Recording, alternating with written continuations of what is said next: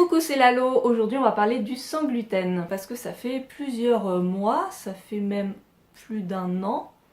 Ça fait plus d'un an? Ben, je sais plus, ouais, ça doit faire un an que j'ai arrêté de prendre du gluten une semaine avant mes règles. Si vous ne savez pas de quoi je parle, je vous mets la vidéo en barre d'infos où je parle du sans gluten. Et donc ça m'empêche d'avoir des douleurs de règles, donc ça c'est cool. Mais du coup, qui dit sans gluten, ben dit se renseigner un petit peu sur les produits du commerce qui existent, ceux qui sont bons, ceux qui sont dégueulasses, et puis pareil les petites recettes, etc. Donc moi au fur et à mesure je fais des achats et je teste des produits sans gluten et là je fais une première vidéo pour vous donner mon avis sur ceux que j'ai testés et voilà il y en aura d'autres au fur et à mesure de mes découvertes et surtout allez en barre d'infos parce que là je vais vous parler uniquement des produits finis donc achetés mais il y a aussi plein de recettes que j'ai testées et je vous mets en barre d'infos celles que j'ai beaucoup aimées. Voilà, je vais pas en parler sur mon blog parce que c'est des recettes que j'ai été piquées sur d'autres blogs, donc voilà, je vous mets les liens en barre d'infos. Donc normalement j'ai gardé en mémoire, quelque part sur mon PC, etc. les références de tous les produits dont je vais vous parler, donc vous trouverez les références en barre d'infos aussi. On va commencer par les pâtes. Voilà, je propose qu'on commence par les pâtes. J'en ai testé plusieurs. Alors surtout, avant de vous parler de quoi que ce soit d'ailleurs, je tiens à préciser qu'en grande surface, les produits de grande surface sans gluten sont souvent insipides. Ils sont souvent pas très très bons, ça dépend, mais moi j'avais testé des trucs et franchement si vous êtes déçus par les trucs de grande surface, ne vous arrêtez pas à ça, il y a des trucs qui sont très très bons sur des sites spécialisés. Alors moi les deux sites que j'ai le plus testé c'est Greenwiz, donc Greenwiz qui est une plateforme en ligne qui vend beaucoup de produits bio, que ce soit de nourriture, produits de beauté, accessoires pour la cuisine, etc. Et il y a un site qui s'appelle No Gluten Shop et il y a pas mal de quelques petites références très sympas aussi. Tout d'abord il y a les fusillis de la marque Barilla, Barilla ou Barilla, je sais pas comment on dit. Faut savoir qu'ils ont une gamme sans gluten qui est peut-être un petit peu plus onéreuse que d'autres marques qu'on peut trouver sur Greenwiz, etc. Mais là je sais que j'avais acheté ces pâtes là parce qu'elles étaient en promo et elles sont très très bonnes. Vraiment moi ce que je recherche dans les pâtes sans gluten, c'est vraiment que la texture et le goût soient assez similaires des pâtes classiques, mais surtout au niveau de la texture, parfois on a des choses un peu étranges, et celles-ci, vraiment, on dirait des pâtes classiques. Elles sont très très bonnes. D'autres pâtes que j'ai achetées plusieurs fois parce que j'ai beaucoup aimé, c'est les torsades maïs et riz de la marque Ma Vie Sans Gluten. Et celles-ci, je les ai trouvées très sympas. Alors il faut savoir que ces pâtes-là... quand on les fait cuire, voilà, nature, à l'eau, et qu'on les goûte comme ça, je sais qu'à chaque fois, je sais pas, je la trouve bizarre la texture, mais bizarrement, je peux pas expliquer pourquoi, mais dès que je mets de la crème végétale, ou je sais pas moi, une sauce quelconque, enfin bon, dès que je les mélange à quelque chose, je sais pas pourquoi j'ai plus du tout cette sensation de texture bizarre, et je les trouve délicieuses vraiment quand je les mange. Je vous jure que parfois, quand je me préparais des tupperwares dans mon frigo, parfois en les mangeant, je me disais, mais je me suis plantée, est-ce que j'ai pas pris des pâtes de blé classiques je me suis peut-être je me suis trompée avec un tupperware à mon chéri qui lui mange de tout. Des fois vraiment j'avais des doutes tellement la texture me semblait totalement classique. Elles sont vraiment délicieuses. Il n'y a pas non plus de goût parasite, vraiment je les adore. Et de mémoire, elles sont pas si chères que ça. Une autre marque que j'aime beaucoup, c'est la marque Revola. Et celles-ci, ce sont des pâtes de riz complètes. Enfin, de riz complet. Voilà. Parce que ce qui est très intéressant, je trouve, quand on achète du sans gluten, c'est aussi de regarder les farines qui sont utilisées. Moi, je suis très attirée par les farines complètes parce que c'est quand même plus nourrissant. Maintenant, tout ce qui est raffiné, vraiment, je vois ça comme quelque chose de vide et de pas nutritif. Vous voyez, c'est ça, tout ce qui est complet, c'est beaucoup plus digeste et ça apporte beaucoup plus de nutriments, donc je fais de plus en plus attention à ça. Et là, que ce soit du riz complet, je trouve ça beaucoup plus intéressant. Et encore une fois, la texture est très très agréable, le goût est vraiment très très bon. Je pense que maintenant, je vais beaucoup plus acheter ce genre de pâtes que des pâtes de riz, de farine de riz raffinée. Et il y a aussi celle-ci de la marque Felicia. C'est les fusillis de riz complet. Donc pareil, hein, pour toutes les gammes que je vous propose, il existe voilà des coquillettes, des fusillis, des machins, des trucs. Hein, ils ont différents types de pâtes. Moi je vous montre évidemment ce que j'ai testé. J'aime beaucoup les fusilli. Et du coup pareil, c'est du riz brun, du riz complet, donc voilà, ça j'aime beaucoup et encore une fois la texture et le goût sont très très bons. Des pâtes que je n'ai pas du tout aimé, ce sont les pâtes de sarrasin. Je vous remettrai la marque à l'écran parce que je ne me rappelle plus.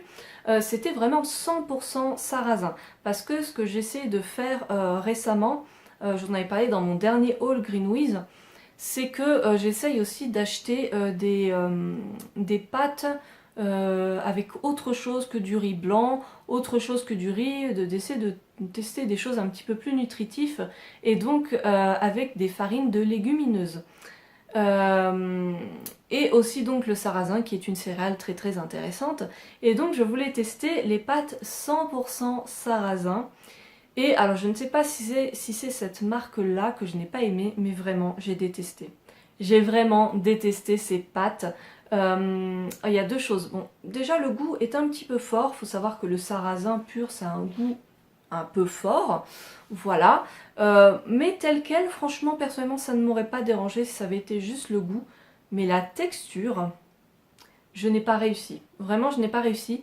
En fait, vous savez, comment ça s'appelle? Les encornés, vous savez, les fruits de mer, là, le calamar ou encorné, enfin, je sais pas comment ça s'appelle. Vous savez, c'est une texture très élastique. Et ben là, j'avais l'impression que ça avait cette texture-là. Et donc, avec des pâtes, moi, non, pour moi, c'était pas des pâtes, vous voyez, c'était trop bizarre. Du coup, je n'ai pas du tout aimé et j'ai filé le paquet à une amie à moi qui aime bien tester des trucs nouveaux, donc j'attends de voir si elle aime ou pas. Et donc en légumineuse, j'ai aussi testé les pâtes 100% farine de pois chiche, puisque le pois chiche, voilà, c'est quand même intéressant nutritionnellement. Alors franchement, la texture est légèrement différente que des pâtes classiques, mais je les ai trouvées très sympas, vraiment pareil, le goût ne m'a pas choqué. Je les trouve très bonnes ces pâtes. Mais il y a un petit truc quand même qui m'embête, c'est que la texture, enfin quand vous mâchez, la texture est un peu sèche. En fait, c'est vraiment comme si vous mangez du pois chiche. Il y a vraiment cette sensation c'est un peu, comment dire, ça donne soif, vous voyez, ça donne soif. C'est vraiment le mot. Et du coup j'ai un peu de mal. J'ai envie de rajouter plein de sauces pour contrebalancer cet effet. Donc, est-ce qu'il y a différentes manières de les cuire pour atténuer un peu cette sensation? Ou peut-être d'autres marques qui... Je sais pas, est-ce que ça existe les pâtes mi-farine de riz, mi-farine de pois chiche? Je sais pas trop. Mais voilà, je retesterai pour voir. Là, j'avais acheté dernièrement des pâtes de petits pois, 100% petits pois que je n'ai pas testé. Donc à voir si j'ai le même ressenti qu'avec le pois chiche. Je crois que c'en est fini pour les pâtes. Ah si, il y avait encore une petite marque qui était très sympa. C'était des pâtes en fait tricolores. Donc des blanches, des rouges et des vertes, donc colorées avec des légumes. Très bonne, mais je ne les rachèterai pas parce que quand vous regardez le prix au kilo, c'est quand même assez cher pour ce que c'est. Donc je sais plus ce que c'était comme farine, je crois que c'était de la farine de riz. Mais voilà, très bonne, donc si vous voulez tester, je vous les conseille. Mais si vous cherchez à économiser, c'est peut-être pas forcément le bon investissement. On va parler de pain maintenant. Le pain sans gluten, c'est assez compliqué à fabriquer soi-même, c'est tout à fait possible, mais c'est vrai que ça prend un petit moment pour trouver la recette vraiment idéale, le temps de cuisson idéal, la manière de faire lever le pain. Enfin, c'est un peu compliqué. Je vous mettrai des liens en barre d'infos parce que je me suis beaucoup renseignée et j'ai trouvé de très bons conseils. J'ai testé différentes recettes que je vous mets aussi en barre d'infos. C'était pas mal du tout. Mais voilà, c'est pas parfait encore, donc je m'améliore, je teste. Sinon, j'avais testé différents pains sans gluten qui sont vendus dans le commerce. Alors généralement c'est pas donné, la compo, bon, c'est pas forcément des très bonnes huiles, etc. qu'ils utilisent. Mais bon, voilà, ça peut dépanner. Je sais que j'avais testé... Je sais que j'avais testé le pain de la marque Char, je crois que ça se prononce comme ça, Maestro Céréales, qui était très agréable, franchement j'ai trouvé très sympa. Voilà, c'est pas le meilleur des pains, mais vraiment je l'avais trouvé très sympa. Juste ce que j'ai remarqué dans quasiment tous les pains du commerce comme ça, enfin en tout cas vendus sous vide, c'est que ils ont une petite odeur et un petit goût d'alcool. Alors je sais pas, ça doit être la fermentation des farines, je sais pas. Mais c'est vrai que ça a ce petit goût d'alcool qui est bon, qui est pas spécialement dérangeant, mais bon, c'est un peu étrange. J'avais aussi testé le pain gerblé, c'était le pain de campagne, farine de sarrasin. C'est pas trop mal, mais je trouve qu'il a une texture un peu trop éponge qui me dérange un peu. C'est-à-dire que si je mets de la sauce, enfin si j'utilise pour saucer, du coup la texture change, mais si je l'utilise pour tartiner du fromage ou autre, vraiment j'ai l'impression de croquer dans une éponge de cuisine. C'est un peu bizarre, voilà. Donc moi je sais que celui-là je ne le rachèterai pas et il y avait encore ce léger goût d'alcool, un peu bizarre. Bon, voilà. Sinon, en pain en hamburger, j'avais testé les pains en hamburger à la farine de soja de la marque Gerblé. Et ceux-là, je les ai trouvés top. Alors, je sais plus s'il y avait ce léger goût d'alcool, je me rappelle plus. Mais donc, franchement, on a fait des hamburgers avec et ils sont très très bons. Et comme je suis la seule à manger sans gluten, je les ai congelés tout simplement. Et dès que j'en ai besoin, bah, je sais plus si c'était prédécoupé, mais en tout cas, voilà, j'ai fait en sorte qu'ils soient coupés en deux. Et comme ça, bah, je les sors du congélateur, je les fais griller au grille-pain pour les décongeler. Et c'est bon, j'ai mon petit pain hamburger pour me faire mes hamburgers. Et ceux-là, ils sont très très bons. En couscous maintenant, parce qu'il y a un truc que j'aime beaucoup beaucoup, c'est faire du taboulé. Du taboulé maison avec bah, du coup de la semoule. Et je vous avouerai que le quinoa, je suis pas ultra fan.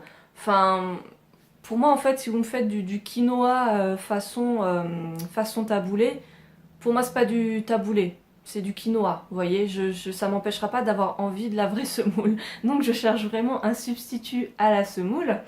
Et pour ça, il existe des semoules de maïs et de riz. Alors, il y en a une première que j'ai achetée. Je crois que je l'avais trouvée en boutique bio, celui-là. C'est la marque Priméal, c'est du couscous riz maïs. Alors, il est très jaune, hein, donc à mon avis, il y a plus de maïs que de riz. Il est vraiment pas mal, mais c'est vrai que je retrouve encore une texture un petit peu trop pâteuse. C'est difficile de garder une texture qui se tienne comme la vraie semoule de blé. Sinon, il y a celui-ci qui est pas mal du tout. Et celui-là, c'est du couscous 100% riz. Il n'y a pas du tout de maïs, c'est que du riz. C'est la marque Valpibio. Et il est pas mal du tout. Alors, ça dépend. Des fois, je mets trop d'eau et du coup, il est trop pâteux. Et là, la dernière fois, j'ai un petit peu diminué. Mais les grains étaient un petit peu trop solides. Donc, je pense qu'il faut trouver la manière de le faire. Mais il est assez prometteur et je vais peut-être même essayer de mélanger les deux pour voir. Mais sinon, je vous en parlerai dans une prochaine vidéo. Mais j'ai récemment fait des achats chez Greenwiz où j'ai acheté d'autres substituts de semoule. Sinon, pour faire mon muesli, je vous ai fait une vidéo récemment sur mon petit muesli fait maison. Je vous remets le lien en barre d'infos si ça vous intéresse. Mais du coup, je me suis acheté des flocons de céréales sans gluten. Donc il existe des flocons d'avoine sans gluten parce que de base l'avoine contient du gluten et il y a plein de marques, enfin il y a plein de marques, il y a plein de boutiques dans lesquelles on trouve des flocons d'avoine sans gluten. Je n'ai toujours pas compris comment ils font pour enlever le gluten de l'avoine. Je n'ai pas compris, mais ce n'est pas grave. En tout cas j'en ai acheté et du coup voilà je m'en sers pour faire des petits muesli. Je compte bientôt d'ailleurs, peut-être aujourd'hui, tester de faire du lait d'avoine avec mes flocons d'avoine. Je ne sais pas ce que ça va donner, mais je crois que c'est très très simple à faire, donc je vous en reparlerai. J'ai aussi acheté des flocons 100% sarrasin. 100% sarrasin, donc généralement je mélange les deux, avoine et sarrasin. Et le résultat est très bon. Un jour, j'avais plus que mes flocons de sarrasin et du coup, je les ai mis tels quels dans mon bol avec du lait végétal. Et là, je trouve la texture très pâteuse en fait. Ça finit en bouillie. Donc à utiliser tout seul, je vous conseille pas, mais mélanger, voilà. Ah oui, il y avait des flocons de riz aussi que j'avais acheté. Ça aussi, c'était très bon. Généralement, mélanger sarrasin riz, sarrasin avoine, ça fait un très très bon résultat. J'ai failli oublier, mais j'avais acheté du sarrasin. Donc du sarrasin, des graines de sarrasin donc à faire cuire. Donc effectivement c'est très très simple à cuire. Vous le cuisez en fait comme du quinoa, donc dans de l'eau. Et puis après bah voilà, ça se mange tel quel. Ou alors vous pouvez le faire revenir à la poêle avec des petits légumes ou ce que vous voulez. Et c'est vraiment très très sympa. J'aime bien. Après, j'en ferai pas des folies, vous voyez, je préfère vraiment le riz. Notamment le riz Néron qu'on aime beaucoup avec mon chéri. Mais c'est très sympa, c'est une bonne alternative à toutes les autres céréales. Et j'ai aussi acheté du kasha. Donc le kasha, c'est tout simplement du sarrasin, donc des graines du sarrasin concassé, mais qui a été grillé. Donc on peut le faire soi-même. Vous pouvez acheter du sarrasin et puis le faire griller à la poêle, ça vous fera du kasha, tout simplement. Alors personnellement, je n'ai pas vu de différence de goût avec le sarrasin pur. Je ne sais pas. Est-ce que vous voyez vraiment une différence? Je sais pas, mais moi Bon, je ne vois pas la différence, mais enfin bon, les deux sont bons. Voilà, je pense que je n'ai rien oublié. Bon, je vous présente pas les laits végétaux, hein, parce que les végétaux sans gluten, vous avez le lait de riz, essentiellement. Bon, le lait de soja, j'en bois pas trop. Voilà, mais bon, ça se trouve assez facilement. Là, je vous parlais surtout des produits à base de farine. Qu'est-ce qu'on peut remplacer comment on peut remplacer la farine de blé? C'est ça qui est le plus problématique quand on mange sans gluten. N'hésitez pas donc à aller voir en barre d'infos pour avoir les petites recettes que j'ai testées et approuvées. N'hésitez pas à me dire en commentaire les marques que vous avez testées et que vous avez aimées, ou bien les recettes aussi que vous avez testées. Et puis on se retrouvera une prochaine fois quand j'aurai un peu plus testé mes nouvelles acquisitions pour vous parler de mes aventures sans gluten. Voilà, je vous fais plein de bisous, à très bientôt, salut!